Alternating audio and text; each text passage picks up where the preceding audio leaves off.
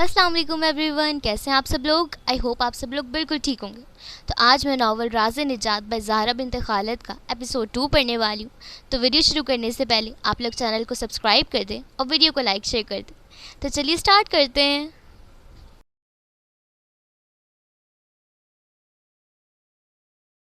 राज़े निजात bye Zahra bint Khalid, किस्त number 2, how we met first.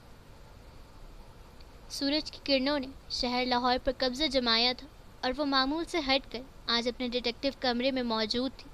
Zoya के फ़ोन का डाटा उड़ चुका था, इसलिए वो इसके मोबाइल को हैक करके कुछ कोडिंग और डीकोडिंग के बाद अब थोड़ा बहुत डाटा वापस हासिल करने में कामयाब हो गई थी। यस, एक कोड और तोड़कर जब उसे कुछ डाटा वापस मिला तो वो खुशी से झूमी थी। वो ऐसी ही छोटी छोटी चीज़ों पर खुश हुआ करती थी, अपनी छोटी छोटी कामयाबियों पर। जो डाटा इसे हासिल हुआ था इसमें 2 चैट, 3 ईमेल्स और कुछ तस्वीर थी। तस्वीर में कुछ जोया की बिल्ली की तस्वीर थी और कुछ इसके दोस्तों के साथ थी। इसके साथ साथ एक गाड़ी की तस्वीर थी जिसके बाप ने इसके 18वीं सालगिरह पर लेकर दी थी। मुस्फिरा ने देखकर अजीब सी शक्ल बनाई थी, जैसे इसे ये सब ज़्यादा लग रहा था। इतना भी क्या बिगाड़ना अपनी औलाद को। खैर, इनकी औलाद, इनकी मर्जी। वो कमरे से उठकर किचन में आई थी और अपने लिए पैनकेक बनाती, साथ साथ जोया के फ़ोन का डाटा भी देख रही थी। तस्वीर से फारिग होकर अब वो मेल देख रही थी कि इसके अपने फ़ोन पर मैसेज जगमगाया। वो इग्नोर कर गई, लेकिन फिर कुछ सोचते हुए पैनकेक की प्लेट उठाती डाइनिंग टेबल पर आ बैठी और पैनकेक खाते हुए जोया को फ़ोन एक तरफ रखती अपना उठा गई। स्क्रीन पर इसी नंबर से मैसेज जगमगा रहा था। मुस्फिरा ने खोला था। कैसा जा रहा है फिर केस? मुस्फिरा ने आईब्रो उचकाई, जिसे कह रही हो सीरियसली, अभी वो 2 रोज़ पहले इस केस पर काम करना शुरू हुई है। जिस दिन मुकम्मल हो जाएगा इस दिन बताऊंगी। इसने मैसेज लिखते हुए मसे से पैनकेक का टुकड़ा मुंह में रखा था। मेरे ऊपर रिसर्च करने से फुर्सत मिल जाए तो केस पर भी फोकस कर लो, ताकि हम दोनों के रास्ते अलग हो। मुस्फिरा के हलक में पैनकेक का टुकड़ा फंस गया था। वो खांसते हुए हैरत से स्क्रीन पर जगमगाता हुआ मैसेज दोबारा पढ़ने लगी। कैसे? वो पूरा जुमला नहीं कर पाई हैरत के मारे। तुम मेरे बारे में उतना ही जान पाओगी जितनी मैं तुम्हें इजाज़त दूंगा। मुस्फिरा का हलक कुछ लम्हे के लिए सूखा था। तुम अगर इतने ही चालाक हो तो ये केस खुद क्यों नहीं हल कर लेते? वो वाकई जानना चाहती थी। पैनकेक का सारा मज़ा गायब हो चुका था। इसकी तमाम तर तवज्जो मैसेज की जानिब थी, लेकिन कोई जवाब मौसूल नहीं हुआ था। मुस्फिरा ने सवाले निशान भेजे थे, फिर से कोई जवाब मौसूल ना हुआ। इसका दिल चाहा वो मोबाइल दीवार में दे मारे, लेकिन खुद के पैसों का मोबाइल था, वो ऐसा नहीं कर सकती थी। खैर, अपना मोबाइल एक तरफ रखती, वो बचे हुए पैनकेक किचन में रखती, अपने प्राइवेट कमरे में चल दी। एक बार फिर से जोया के मोबाइल में घुस गई थी। इसकी मेल्स देखती, सारी ईमेल्स बारी बारी पढ़ने लगी। Emails: university lost a student name Zoya, commercial mail from find any car, email from रिप्शा for a birthday party. ये वो 3 ईमेल्स थी जिसकी नज़र में आई थी। इसने सारी मेल्स तवज्जो से पढ़ी थी और फिर इसने व्हाट्सएप खोला था। वो प्राइवेसी में जाकर इसकी लास्ट सीन पहले ही बंद कर चुकी थी, इसलिए इसका ऑनलाइन होना किसी की नज़र में नहीं आ सकता था। 2 चैट जिसने रिकवर की थी वो एक इसके भाई की थी, जो आम बातों के अलावा कोई काबिल नज़र बात नहीं थी। फिर जोया की दोस्त रिमशा की थी। रिमशा की सारी चैट देखकर उसे शुरू से पढ़ने लगी थी। जोया, पार्टी में आ रही हो ना? अभी कुछ कह नहीं सकती। क्यों, क्या हुआ? पापा यार, रात को लेट हो जाऊंगी, किस तरह पूछूं? मेरा मशवरा मानो तो पूछो ही मत। क्या मतलब? मैं हमेशा ऐसे ही करती हूँ। मेरा फियांसी खिड़की के बाहर खड़ा होता है और मैं घर के पिछले गेट से इसके साथ निकल जाती हूँ। सॉरी, मैं ऐसा नहीं कर सकती, मैं तो बस मदद कर रही हूँ। खैर, मिलते हैं शाम में 8 बजे। मैं देखती हूँ मैं क्या कर सकती हूँ। कोई बहाना नहीं चलेगा बेबी? गुमशुदगी के दिन 3 बजे। क्या ज़ुहैब तुम्हारे साथ है? पहले साथ ही था, फिर से कॉल आ गई तो वो किसी ज़रूरी काम से निकल गया। तुम क्यों पूछ रही हो? बस ऐसे ही, मूसी के बारे में पूछना था। क्या हुआ? मूसा ने कुछ कहा है? अगर इसके बारे में पूछना है तो ज़ुहैब कोई मदद नहीं कर सकता, क्योंकि तुम जानती हो दोनों की आपस में नहीं बनती। हाँ, मैं जानती हूँ। OMG, क्या मूसी तुम्हारे लिए कोई सरप्राइज़ प्लान कर रहा है और तुमसे इंतज़ार नहीं हो रहा, इसलिए तुम ज़ुहैब से इस बारे में पूछना चाह रही हो, ऐसा ही है ना? यार फ़िलहाल नहीं, मेरे पास इस सब के लिए टाइम नहीं है। तुम थोड़ी सी भी एक्साइटेड नहीं हो? اگر زہیب اس کی جگہ ہوتا تو میں تو خوشی سے مر ہی جاتی۔ تم جانتی ہو میرا ان چیزوں کے بارے میں کیسے خیالات ہیں، مجھ سے بہتر کون جانتا ہے۔ اس کی کچھ وقت بعد، ہیلو، تمہارے پاس پارٹی کی کوئی پاس اضافی پڑے ہیں؟ میں دیکھ کر بتاتی ہوں۔ اوکے۔ ہاں زویا بیبی، میرے پاس 2 پاس ہیں پارٹی کے۔ کیا تم مجھے دونوں بھیج سکتی ہو پلیز؟ کیا میں پوچھ سکتی ہوں کہ یہ کس کے لیے ہیں؟ کچھ دوستوں کے لیے۔ مجھے امید ہے وہ مشک نہیں ہے۔ نہیں مشک نہیں ہے۔ ٹھیک ہے، میں تمہیں میل کر دیتی ہوں، جسے دینا چاہو دیو، سوائے مشک کے۔ اوکے ڈیل، بھیجو جلدی۔ شام 6:12 پر۔ کر لی اپنے پاپا سے بات؟ میں کروں گی۔ کس لیے انتظار کر رہی ہو؟ جتنا لیٹ پوچھو گی اتنے کم چانسز ہیں ان کے ماننے کے۔ مجھے کچھ ٹائم دو، میں پہلے کبھی اس وقت باہر جانے کے لیے نہیں پوچھا، اب تو یہ ایک پارٹی ہے، وہ بھی لڑکے بھی ہوں گے۔ اوف، کیا کروں، کچھ سمجھ میں نہیں آ رہا۔ بس جلدی پوچھ لو۔ کچھ دیر بعد، مجھے 8 بجے مشک کے گھر کے سامنے ملو۔ مشک کے؟ تمہیں بولا تھا اس لڑکی سے دور رہو، ہم جیسی لڑکی اس جیسی لڑکی کے ساتھ اچھی نہیں لگتی۔ تم اتنی روڈ کیوں ہو جاتی ہو؟ مشک میری دوست ہے اور وہ ہمارے ساتھ نہیں آ رہی ہے، اس کے گھر والوں نے اجازت نہیں دی۔ اس کو بلایا کس نے تھا؟ رمشا، میں تمہیں بول چکی ہوں، الفاظ کا استعمال احتیاط سے کرو، تمہارے ساتھ ساتھ وہ بھی میری دوست ہے، میرے لیے مشکل کھڑی نہ کیا کرو۔ اوکے، اگر وہ آ نہیں رہی تو اس کے گھر کیوں جا رہی ہو؟ میں نے پاپا کو بتایا ہے کہ میں مشک کے گھر رات رہنے والی ہوں۔ واہ لڑکی، چھا گئی، اس کا مطلب تم پوری رات باہر رہ سکتی ہو؟ ہاں، لیکن میں پارٹی کے بعد تم لوگوں کو جوائن نہیں کروں گی۔ جیسے تمہاری مرضی، آئی لو یو، لیکن میں پھر بھی اس مردہ روح کے گھر کے سامنے نہیں بھٹکنے والی۔ چلو پھر پارٹی پر ملتے ہیں۔ مسفرہ نے فون نیچے رکھ دیا تھا۔ کوئی ایک ہی دن میں ایک ہی شخص سے اتنی باتیں کیسے کر سکتا ہے؟ کم از کم یہ کام مسفرہ نہیں کر سکتی۔ وہ اٹھ کر اپنے لیے کافی بنانے لگی تھی۔ اگر وہ چاہے بھی تو وہ کسی کے ساتھ گھل مل نہیں سکتی تھی۔ وہ ایک ایسی لڑکی تھی جو اپنے ماضی کو چھپائے پھرتی تھی۔ وہ لوگوں کو چھوڑ جانے سے ڈرتی تھی۔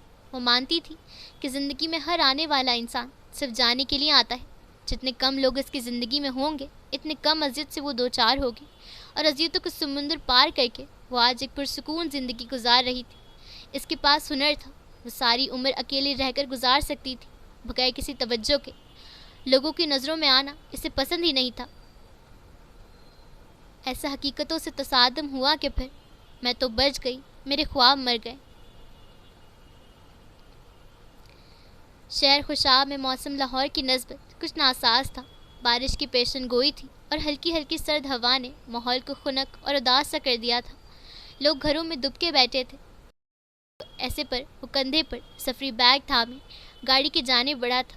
سیاہ رنگ کی ٹراؤزر پر نیلے رنگ کی ٹی شرٹ پہنے وہ اس پر سیاہی سویٹر پہنے ہوئے تھا۔ دروازہ کھول کر اندر بیٹھتا وہ بیک فرنٹ سیٹ پر ہی ٹکا گیا تھا، جبکہ خود اس نے ڈرائیونگ سیٹ سنبھال لی تھی۔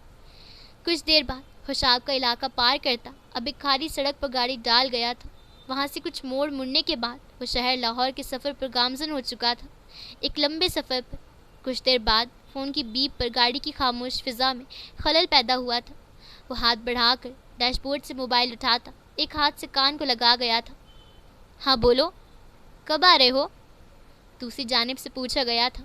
راستے میں ہوں، مزید 4 گھنٹے لگیں گے، براق نے سنجیدگی سے جواباً کہا تھا۔ مس تو کر رہے ہوں گے مجھے، حماس نے اپنی ازلی شوق لہجے میں کہا تھا۔ اس کی بات پر براق کے چہرے پر چھوٹی سی مسکراہٹ نمودار ہوئی تھی اور اس کے گال میں پڑے ڈمپل کو واضح کر گئی تھی۔ یقین جانو بہت پرسکون سفر گزر رہا ہے۔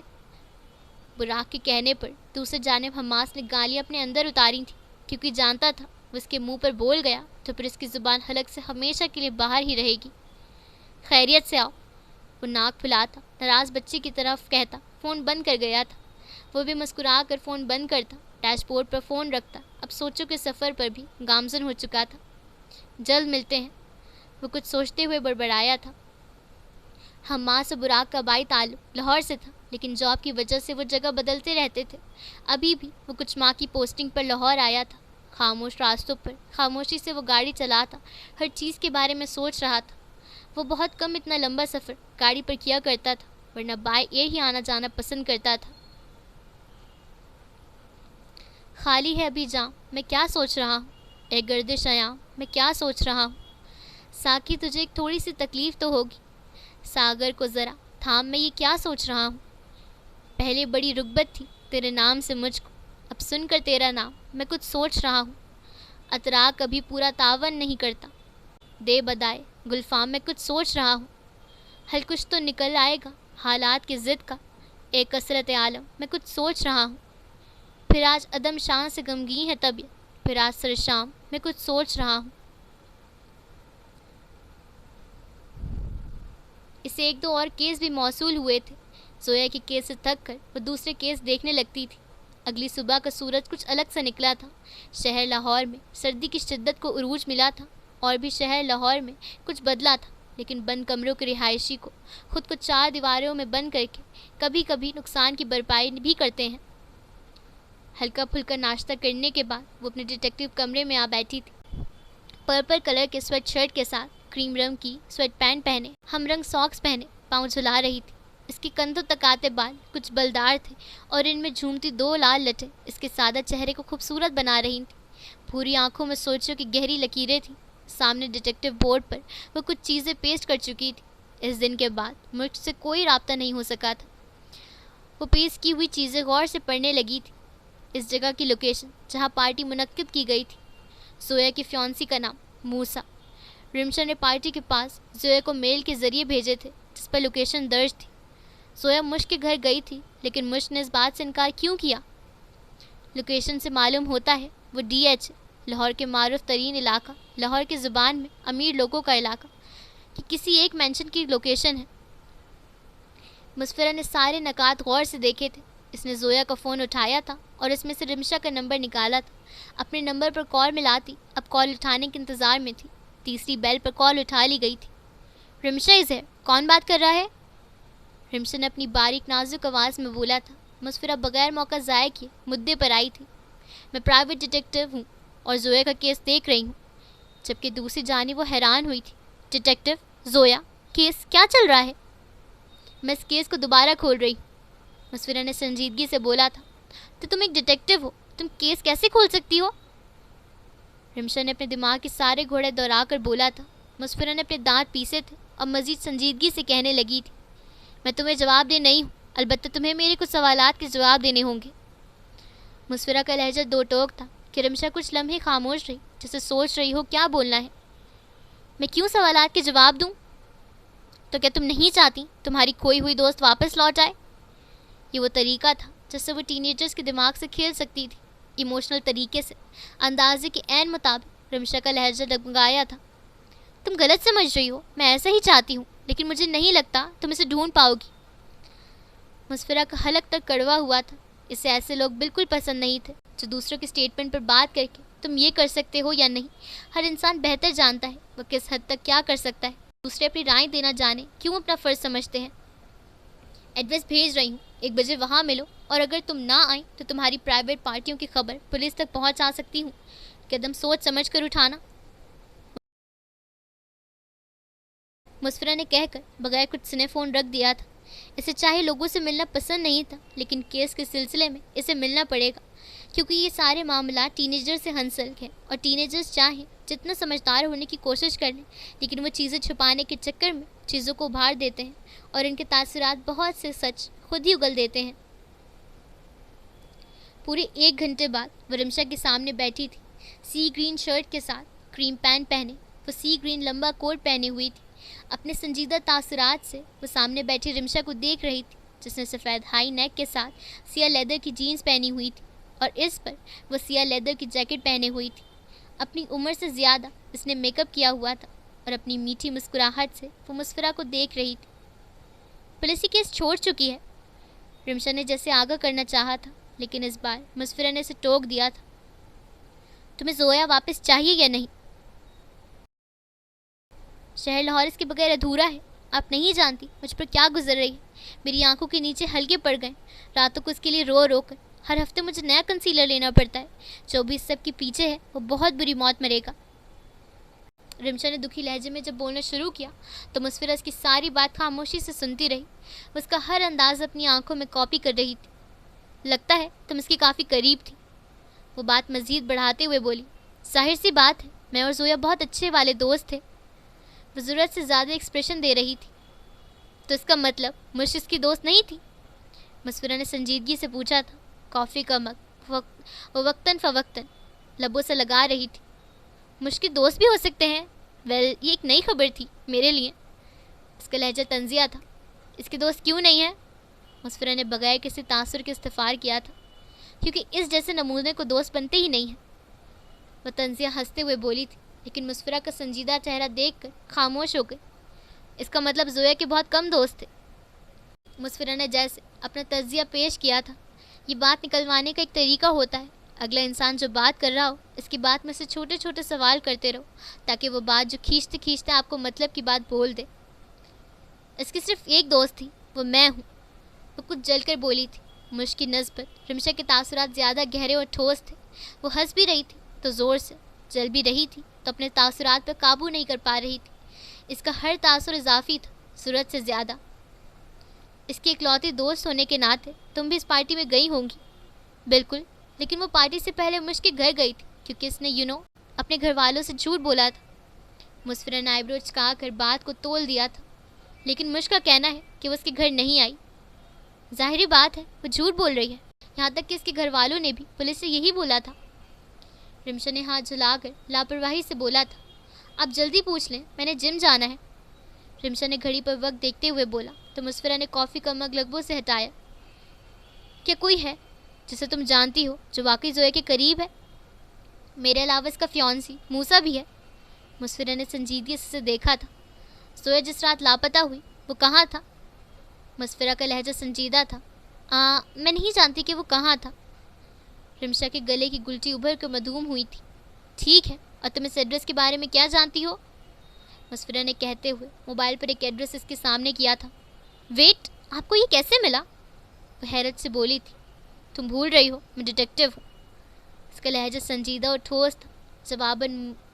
جواباً رمشا خاموش رہی۔ تم یہاں گئی ہو، ہے نا؟ وہ پوچھ نہیں رہی تھی، بتا رہی تھی۔ نہیں، میں اپنی زندگی میں یہاں کبھی نہیں گئی ہوں۔ اس نے صفائی سے جھوٹ بولا تھا۔ کیا تم اس پارٹی کے پاس نہیں دے رہی تھی جو یہاں منعقد کی گئی تھی؟ مسفرہ نے موبائل کی اسکرین بند کرتے ہوئے استفسار کیا تھا، حالانکہ وہ سچ جانتی تھی۔ نہیں، میں نہیں تھی۔ رمشا کے گلے کی گھلٹی ابھر کر مدھوم ہوئی تھی اور اس نے نگاہیں چرائی تھیں۔ مسفرہ نے جواباً اسے کاٹ کھانے والی سرد نگاہوں سے دیکھا تھا۔ معذرت، مجھے جانا ہوگا، میرا ٹرینر انتظار کر رہا ہے۔ وہ اپنی چیزیں ٹیبل سے سمیٹتے ہوئے جلدی سے اٹھی تھی۔ اس کے علاوہ میں آپ کو دور رہنے کا مشورہ دوں گی تاکہ آپ کو کسی پریشانی کا سامنا نہ کرنا پڑے۔ وہ لہجے کو مضبوط بنانے کی ناکام کوشش کرتے ہوئے بولی تھی۔ اب تم جیسی لڑکی مجھے دھمکی دے گی؟ مسفرہ نے آئیبرو چکا کر کچھ سرد لہجے میں نخوت سے کہا تھا۔ اس کے لہجے کی سرد مہری پر رمشا کانپتی ہوئی لیکن خود کو مضبوط رکھتے ہوئے آگے بڑھ گئی تھی۔ مسفرہ نے چشمے آنکھیں پر چڑھائے تھے اور پھر بل پے کرتی وہاں سے باہر نکل آئی تھی۔ اب اسے دوسرے کیس کو بھی دیکھنا تھا جس کے لیے اسے ہسپتال جانا ہوگا، اور وہاں وہ کسی سے ملاقات کرنے والی تھی۔ ایک دفعہ کا ذکر ہے، دونوں ایک لاہور میں یکجا تھے۔ ایک دفعہ کا ذکر ہے، اس کو کبھی مکرنے مت دینا۔ شہر لاہور کی حدود میں داخل ہوتے ہوئے اسے شام ہو گئی تھی۔ وہ سیدھا گھر جانے کے بجائے ایک ہسپتال کی طرف گاڑی دوڑا رہا تھا۔ کچھ دیر بعد وہ فریش سے لاہور کے غیر معروف اسپتال میں اپنے کیبن میں بیٹھا تھا۔ کپڑے صبح والے ہی تھے، البتہ آنکھوں میں تھکان تھی۔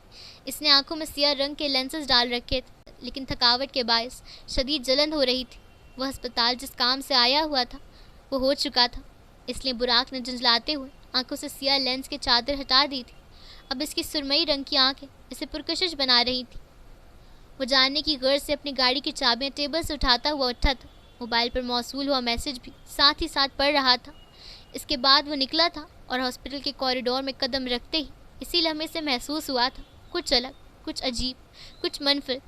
وہ کوئی احساس تھا، وہ اسی احساس کے تحت دھیرے سے پلٹا تھا اور اس کی نظر خالی کوریڈور سے گزرتی ہوئی اس اکیلی لڑکی پر پڑی تھی جو مکمل اعتماد کے ساتھ قدم اٹھاتے ہوئے ایک پرائیویٹ کمرے کے باہر رکی تھی، سن گلاسز اتار کر بالوں پر چڑھاتے ہوئے، جس سے اس کی آدھا چہرہ واضح ہوا تھا۔ براق کو محسوس ہوا کہ وہ اسے جانتا ہے، وہ اسے پہچانتا ہے۔ اس کے بالوں کی لال لٹ، اس کے ذہن میں انکشاف ہوا تھا کہ یہ وہی ہے۔ ہاں شاید، لیکن یہاں کیوں؟ پھر مسفرہ نے اپنے موبائل پر کچھ دیکھا تھا اور اس کے ساتھ ہی اس نے موبائل سے نگاہ اٹھا کر اپنے دائیں جانب دیکھا تھا اور اس سے پہلے کہ وہ گردن گھما کر بائیں جانب دیکھتی، براق ایک دیوار کی اوٹ میں ہو گیا تھا۔ مسفرہ کو خود پہ کسی کی نگاہیں محسوس ہوئی تھیں۔ وہ خالی کوریڈور کو دیکھتی، سر جھٹک کر اب کمرے کا دروازہ خاموشی سے کھولتی اندر داخل ہوئی تھی۔ سرمئی آنکھوں نے یہ منظر دیکھا تھا اور بغیر چاپ کے چلتا اس دروازے تک پہنچا تھا۔ اندر اس لڑکی کی آواز گونج رہی تھی۔ شہر لاہور کی فضاؤں نے جھوم کر رقص کیا تھا، پہلی ملاقات کا رقص۔ رقص کے دوران ان جھومتی ہواؤں نے اس سے استفار کیا تھا کہ ایک دل ہی تو ہے، تو کیوں وہ گنوانے چلے ہو۔ لیکن رقص کرتی ہوئی ہواؤں کو شور نظر انداز کرتا ہوا وہ دروازے سے کان لگائے ان کی گفتگو سننے لگا تھا۔ تم کہہ رہے ہو کہ تم اس سب کے بارے میں کچھ نہیں جانتے اور تمہیں لگتا ہے میں تمہاری بات پر یقین کروں گی؟ مسفرہ کا لہجہ کچھ پتھریلا سا تھا۔ مسفرہ بستر پر لیٹے شخص کو گھورتے ہوئے سر نگاہوں سے دیکھ رہی تھی۔ وہ آگے بڑھی تھی اور جھک کر اپنے شوز کے پاس سے پینٹوچی کرتی سیاہ رنگ کی پسٹل نکال چکی تھی۔ بستر پر لیٹے مریض کی آنکھیں حیرت سے پھیلی تھیں۔ وہ قدم قدم چل کر اس کے بستر تک پہنچی تھی۔ پسٹل کی ٹھنڈی نوک کو اس کے ماتھے پر رکھتے ہوئے وہ سرد انداز میں مسکرائی تھی۔ دروازے کے باہر کھڑا شخص مزید برداشت نہ کر سکا اور نہایت نفاست سے دروازہ کھولا کہ کمرے میں موجود دونوں نفوس کے علم میں بھی نہ ہو سکا۔ مسفرہ کی اس کی جانب پشت تھی جو پسٹل کی نوک اس کے سر پر رکھے ایک جوتا اس کے بستر پر ٹکائے ہوئے اس پر جھکی ہوئی تھی۔ ایک گولی تمہاری اس کھوپڑی سے آر پار ہوگی اور یقین کرو اس حالت میں ایک گولی سے زیادہ تم سہ بھی نہیں پاؤ گے اور ملک الموت سے ملنے کی ترجیح دو گے تو بہتر یہی ہے اپنا منہ کھول دو، ورنہ مجھے مجبوراً تمہاری ملک الموت سے ملاقات کروانی پڑے گی۔ وہ انتہائی سرد لہجے میں بول رہی تھی۔ براق آرام سے وہاں ایک دیوار کے ساتھ ٹیک لگائے کھڑا تھا۔ اس کی موجودگی کا دونوں کو احساس نہیں ہوا تھا کیونکہ بستر پر لیٹا مریض اس حالت میں نہیں تھا کہ وہ مسفرہ سے نظریں ہٹاتا، اور مسفرہ ویسے بھی اس کے سامنے آ کر پیچھے کا نظارہ ختم کر چکی تھی۔ یہ کہتی ہوئی مسفرہ اس سے 2 قدم پیچھے ہوئی تھی اور سیدھی کھڑی ہوئی تھی۔ تم ایسا کچھ نہیں کر سکتی، وہ کچھ ڈرتے ہوئے بولا تھا کیونکہ مسفرہ کا لہجہ حقیقتاً سرد اور کھا جانے والا تھا۔ اس کی بات سنتی مسفرہ بھوکی شیرنی کی طرح اس کی جانب آئی تھی اور اس کا منہ اپنے ہاتھ میں دبوچتی اس کے منہ میں پسٹل کا منہ ڈال چکی تھی۔ کرائس موئی، واللہ یقین کرو میرا کہ مجھے وہ لوگ زہر لگتے ہیں جو لڑکیوں کو کمزور سمجھتے ہیں۔ عزت سے منہ کھولو اس سے پہلے کہ یہ منہ زندگی میں کبھی نہ کھلے۔ مسفرہ کے لہجے میں اس بار تپش بھی تھی۔ اس نے پسٹل اس کے منہ سے نکالی تھی اور اسے بولنے کا اشارہ کیا تھا۔ براق نے ساری کارروائی تھیٹر میں چلتی مفت فلم کی طرح انجوائے کی تھی۔ ٹھیک ہے، میں سب بتاؤں گا، ہکلا کر بولا تو مسفرہ نے اس کی جانب سرد مسکراہٹ اچھالی تھی۔ نام چاہیے مجھے اس کا، وہ پسٹل والا ہاتھ پیچھے لے جاتے ہوئے بولی تھی۔ ابو بکر، اس کا چاچا، اس نے ہی یہ سب کروایا تھا۔ باقی جو مسفرہ نے پوچھا تھا وہ خاموشی سے بتاتا گیا تھا۔ وہ پہلے سے ہی پولیس کی وجہ سے ڈرا ہوا تھا اور اب مسفرہ کا انداز اس کی ریڑھ کی ہڈی میں سنسناہٹ دوڑا گیا تھا۔ نئی زندگی مبارک ہو، مسفرہ نے طنزیہ کہتے ہوئے پسٹل کو دوبارہ پہلی والی جگہ پر ڈالتے ہوئے جیسے ہی مڑی تھی وہ ساکت رہ گئی تھی۔ وہاں ایک شخص نہایت اعتماد سے کھڑا تھا۔ بستر پر موجود مریض اپنی آنکھیں مون چکا تھا کیونکہ مسفرہ نے اس کی ڈرپ میں بے ہوشی کی دوا ملائی ہوئی تھی کہ وہ اس کے جانے کے بعد فوراً کسی کو گھبراہٹ میں کچھ بتا نہ دے۔ مسفرہ نہیں جانتی وہ کون ہے، وہ نہیں جانتی کہ وہ اب کب اندر داخل ہوا، وہ نہیں جانتی کس نے کیا دیکھا، وہ نہیں جانتی کس نے کیا سنا۔ وہ گہری سانس لیتی اپنی دھڑکتی رگوں کو قابو کرنے لگی تھی اور دوسری جانب براق سے پہلی بار نظر بھر کر دیکھا تھا اور ہر چیز نوٹ کی تھی۔ اس کے چہرے پر موجود شوق پر وہ سمجھ گیا تھا وہ کیا سوچ رہی ہے۔ وہ اسے سرد نظروں سے دیکھ رہا تھا۔ دیوار سے پہلے کی طرح ہی ٹیک لگائی ہوئی تھی۔ آئیں ذرا، وہ اسے اشارہ کرتا دروازہ کھولتا باہر نکل گیا تھا، لیکن اسے وہیں کھڑا دیکھ کر اپنی سرد آنکھوں سے اسے دیکھا تھا۔ مسفرہ کو زندگی میں کبھی کسی کی آنکھیں اس سے زیادہ خوفزدہ نہیں لگی تھیں۔ وہ اعتماد کو بحال کرتی اس کے پیچھے چل دی تھی۔ مکر ہی جانا ہر چیز سے، ماننا ہی مت، مسفرہ نے گہری سانس بھر کر خود کو سمجھایا تھا اور پھر وہ اس کے پیچھے خاموش کوریڈور سے گزر کر ایک آفس میں آئی تھی۔ یہ پرائیویٹ رومز کا ایریا تھا، اس لیے ان کے کوریڈور کافی حد تک خالی ہی رہتے تھے۔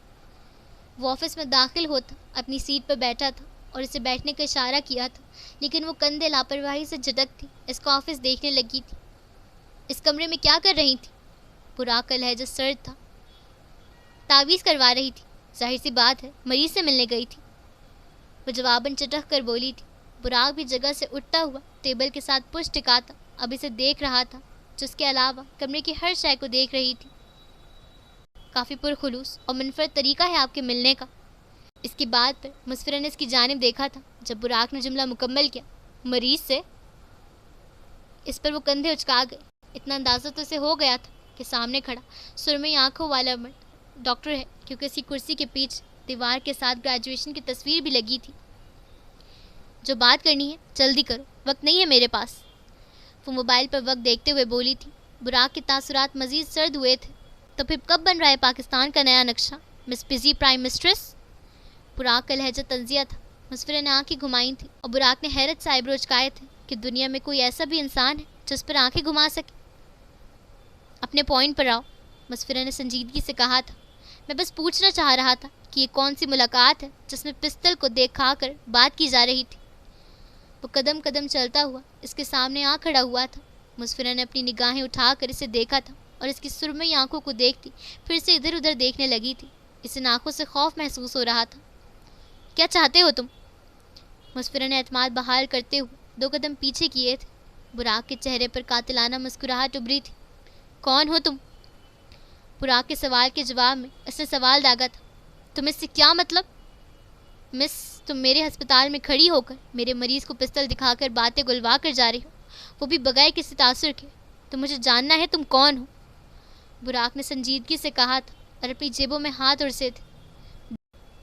دیکھو، میں کسی کا کوئی جانی نقصان نہیں کیا، نہ کرنے کا ارادہ رکھتی ہوں۔ بہتر رہے گا تم بھی اپنا منہ بند رکھو اور مجھے یہاں سے خاموشی سے جانے دو، مسفرہ نے ایک نظر اسے گھورتے ہوئے بولا تھا، جس کی سرد نظریں اسی پر جمی ہوئی تھیں۔ اور اگر میں ایسا نہ کروں تو؟ وہ نگاہوں کو مزید اس میں گاڑے ہوئے بولا تھا۔ مسفرہ نے سر اٹھا کر اسے دیکھا تھا۔ وہ اس سے قد میں اتنا بڑا تھا کہ اسے سر اٹھا کر دیکھنا پڑ رہا تھا۔ تو تم خود کے لیے مشکل کھڑی کرو گے، مسفرہ نے دونوں ہاتھ سینے پر باندھتے ہوئے سر اٹھائے کہا تھا۔ براق کے چہرے پر ایک طنزیہ مسکراہٹ ابھری تھی۔ وہ خاموشی سے اسے دیکھ رہا تھا، جس کے کندھے کے برابر آتی تھی، لیکن اس کا اعتماد قابل نظر تھا۔ وہ اپنے قدم پیچھے کر گیا تھا۔ کوئی کام کریں تو صفائی سے کرتے ہیں مس، اتنا کہہ کر وہ کمرے سے نکل گیا تھا۔ مسفرہ کی اٹکی ہوئی سانسیں بحال ہوئی تھیں اور پھر وہ سر جھٹکتی کیبن سے نکل آئی تھی۔ کوریڈور میں 1-2 لوگ تھے اور سفید کوریڈور کے اختتام پر وہ جا رہا تھا۔ اس کی پشت کو وہ گھورتے ہوئے خود بھی باہر کی جانب چل دی تھی۔ کیا دشمن سے ملے سانس کو مفلوج کیا، جو صلہ وہ ہسپتال سے سیدھا ہیڈ ڈپارٹمنٹ گیا تھا، جہاں ضروری ملاقات کے بعد اب اس کا رخ گھر کی جانب تھا، جہاں اس کا اکلوتا خونی رشتہ موجود تھا۔ اتنی دیر سے انتظار کر رہا ہوں، کہاں تھے آپ؟ حماس نے اسے پیچھے سے ہگ کیا تھا، جو ابھی گاڑی سے نکل کر گاڑی کا دروازہ بند کر رہا تھا۔ حماس، یہ چپکا مت کر یار، اس نے کھینچ کر اسے الگ کیا تھا۔ جب میں مر جاؤں گا تو تب میرے یہ حق یاد آئیں گے، حماس نے ڈرامائی انداز میں بولا تھا۔ مطلب کچھ بھی، براق نے بیزار لہجے میں بولتے ہوئے اسے دور کیا تھا اور اندر کی جانب بڑھ گیا تھا۔ میں نے آپ کے لیے اسپیشل اپنے ان ہاتھوں سے کھانا بنایا ہے، حماس گھر میں پہلے اشتہا انگیز خوشبو سونگھتے ہوئے کہنے لگا تھا۔ براق نے آئیبرو چکائے تھے اور حماس کی بولتی بند ہوئی تھی۔ میرا مطلب فائزہ بی نے بنایا ہے، براق اس کے بدلتے لہجے پر ہنس دیا تھا۔ پھر فریش ہونے کے لیے اپنی کمرے کی طرف بڑھا تھا اور فریش ہونے کے بعد جب وہ نیچے آیا تو حماس ٹیبل پر کھانا سجا چکا تھا۔ وہ بیٹھا تو دونوں آپس میں باتیں کرتے ہوئے کھانا کھانے لگے تھے۔ گھر واپس آنے کا احساس کچھ الگ تھا، کچھ اپنا سا۔ درمیان میں اس کا دھیان آج ہوئے واقعے کی جانب گیا تھا، لیکن وہ سر جھٹک کر حماس سے باتیں کرنے لگا تھا۔ وہ ہسپتال سے نکل کر سیدھا اپنے اپارٹمنٹ میں واپس آئی تھی۔ گہری سانس بھرتی وہ اندر کی جانب چل دی تھی۔ شہر لاہور کے موسم کے آج تیور بدلے تھے۔ وہ خود کے لیے کافی بناتی چھت پر آ گئی تھی۔ وہاں گول سے جھولے نما کرسی موجود تھی۔ وسیع جالی دار جھولے میں بیٹھ کر خاموشی سے کافی کی گھونٹ بھرتے ہوئے غروب ہوتے سورج کو دیکھ رہی تھی۔ کپڑے وہ پہلے ہی بدل چکی تھی اور اب وہ بلو ہوڈی کے ساتھ بلیک سویٹ پینٹ پہنی ہوئی تھی۔ خاموشی سے غروب ہوتے سورج کو دیکھ وہ آج ہوئے الگ سے واقعے کے بارے میں سوچ رہی تھی۔ جب اس لڑکی کو معلوم تھا کہ اس کے پاس پسٹل ہے اور اس نے ایک مریض کو ڈرایا دھمکایا ہے، اس کے باوجود اس شخص نے اتنے آرام سے جانے کیوں دیا اسے؟ خیر سے وہ بھی کم سرد مہر نہیں تھا، عجیب شخص تھا۔ وہ سر جھٹک کر اب اپنے ارد گرد لگے پودوں کو دیکھنے لگی تھی اور اسے اندازہ ہوا کہ اندھیرا کافی ہو چکا ہے، اس لیے وہ اٹھی اور جا کر اپنے ڈیٹیکٹیو کمرے میں بیٹھ گئی۔ اپنی کرسی پر بیٹھ کر وہ کرسی ڈیٹیکٹیو بورڈ کی جانب گھما گئی تھی. کچھ پوائنٹس لکھ کر لگائے تھے اور اب غور سے انہیں پڑھ رہی تھی. مشک ممکنہ طور پر اس حقیقت کو چھپانے کے لیے ہم سے جھوٹ بول رہی ہے کہ زویا جس رات غائب ہوئی تھی اس کے گھر پر آئی تھی. زویا اس کے بعد رمشا کے ساتھ پارٹی میں گئی. اس کے بارے میں رمشا بہت رازدارانہ نہیں تھی. زویا کے لاپتہ ہونے سے پہلے پارٹی میں کسی نے آخری بار اس سے کوئی بات چیت کی ہوگی. وہ نکات کو غور سے پڑھی. اب کرسی واپس ٹیبل کی جانب گھما گئی تھی. پھر اس نے زویا کے موبائل پر اس کی ڈائری کھولی تھی جس پر ہر ایک پیج پر ایک پہیلی تھی جسے حل کیے بغیر وہ صفحہ کھولنے سے انکاری تھی. مسفرہ نے گہری سانس بھری تھی. پہیلیاں سلجھانا اسے پسند تھا. اس نے پہلا صفحہ کھولا تو اس پر تاریخ رقم تھی 22 اگست 2023. I ride down the streets, racing winds, so bold and swift. Been using it forever. It was the one and perfect gift. مسفرہ نے پڑھ کر کوڈ توڑا تھا. یہ تو اسے معلوم تھا کہ بات اس گاڑی کی ہو رہی ہے جو مسفرہ کی باپ نے اسے تحفے میں دی تھی. اس نے کوڈ انٹر کر کے صفحے پر لکھے الفاظ پڑھنا شروع کیے تھے. آج میری 18ویں سالگرہ تھی. میں ایک پرفیکٹ زندگی، اے گریڈ کی یا ایک خوبصورت کامیاب کیریئر کی خواہش نہیں رکھتی تھی. میں صرف یہ چاہتی تھی کہ میں لکھنا شروع کروں. تو اس لیے میں یہاں ہوں. میری قریبی لوگوں نے اس بات کو یقینی بنایا کہ یہ سالگرہ ابھی تک ساری سالگرہ سے بہترین رہے. خاص بات یقینی طور پر وہ گرے رنگ کی گاڑی تھی جو میرے پاپا نے مجھے تحفے میں دی تھی. مشک نے مجھے فرینڈشپ بینڈ دیا. اس نے بالکل ویسا ہی ایک بینڈ اپنے لیے بھی کیا. تو اب ہم سیم ہوں گے. رمشا نے مجھے ایک سویٹر دیا جس پر اس کا نام تھا. حیران نہیں، موسی نے مجھے اپنی گاڑی سے ہنسل کرنے کے لیے ایک چھوٹا سا ہاؤس تحفے میں دیا. میری بلی بھی اب میری لمبی سواریوں پر میرے ساتھ سفر کر سکتی ہے. اسے اپنے چھوٹے سے ہاؤس میں بیٹھتے ہوئے تصور کرتے ہی میرا دل خوش ہو جاتا ہے. اس کے نیچے کچھ نشانات سے جو اس نے ہاتھ سے بنائے ہوئے تھے. وہ غور سے ہر چیز پڑھتی. اب اسی کیس پر صحیح معنوں میں کام کر رہی تھی. رات کے پہر اس کا سر دکھنے لگا تو وہ اٹھ کر سونے کے ارادے سے اپنے کمرے میں آئی تھی اور بغیر کسی مسئلے کے اسے نیند نے اپنے آغوش میں لے لیا تھا. کسی کی آنکھیں تمام قصہ عیا کریں گی. کسی کے چہرے پر اور چہرہ چڑھا رہے گا. ہمارے جسموں کے زخم جلدی بھریں گے. ہمارے دل میں شگاف لیکن پڑا رہے گا.